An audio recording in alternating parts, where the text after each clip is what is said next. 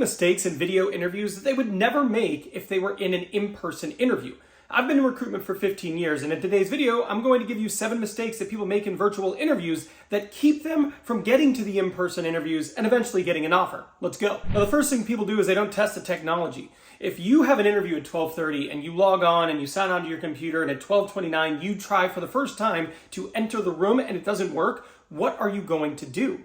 I'll tell you what, it's not going to be a good excuse if you say, hey, sorry, I had computer issues, but you're 5 minutes late. You're not going to get the job. One of the most important things you can do is make sure the technology actually works for you. You want to make sure you can access whatever platform it is and be on camera when the interview starts. Now, the next mistake people make is they think body language doesn't matter. They think, okay, this is a virtual interview. All that matters is what I say. Wrong.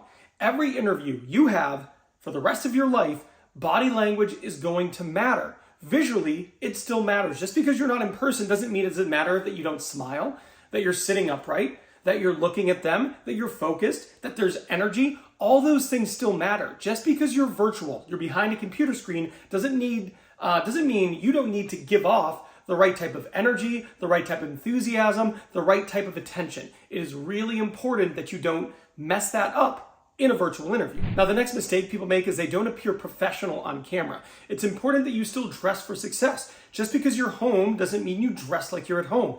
Dress like you were going to an interview. And just because you're at home doesn't mean you should take it with a background that has inappropriate things there or unprofessional things. What you need to do is you need to make sure that you look as professional as possible. Whatever it is they are going to see, that is part of the interview. If you look good, but you have a poster behind you that makes you look immature, unprofessional, that is part of the interview. It's not just you. Everything they see is part of their perception. So when you're doing a video interview, make sure you look the part and make sure your background looks the part. Another mistake that's really easy to make when you're home is getting distracted. Maybe your cell phone goes off. That's a problem. Maybe you are looking to the side because you've got an animal running around. You don't want to get distracted. You are in an interview and you need to focus in that interview as if you were in their office meeting with them. If you get distracted during the interview, they're not going to think, oh, that's just a mistake. They're going to think they didn't prioritize this interview. And you don't want them reaching that conclusion because it greatly decreases the likelihood that you will get a job offer. The next thing people do incorrectly is they don't take the video interview as serious as they take the in-person interview. What do I mean by that? Well, when it's an in-person interview, you have the feeling that, okay, this could lead to a job offer.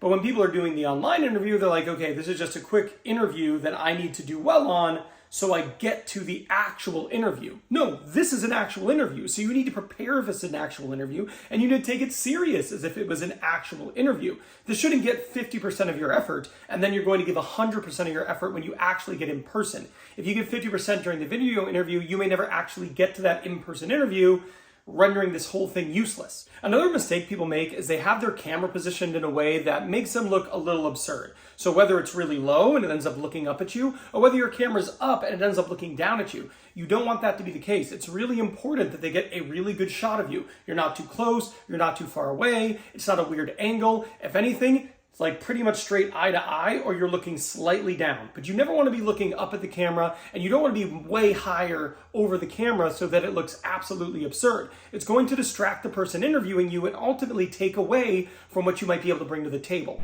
Now, the next mistake people make during the interview is they don't nail the first 3 minutes and the last 3 minutes. It's one of the biggest mistakes people make in online interviews, but in interviews in general. In fact, it's so important I made this video here. This video here teaches you how to nail the first 3 minutes and the last 3 minutes of the interview, because it's actually the most important 6 minutes in every single interview. So I'm done here. I'll see you over there.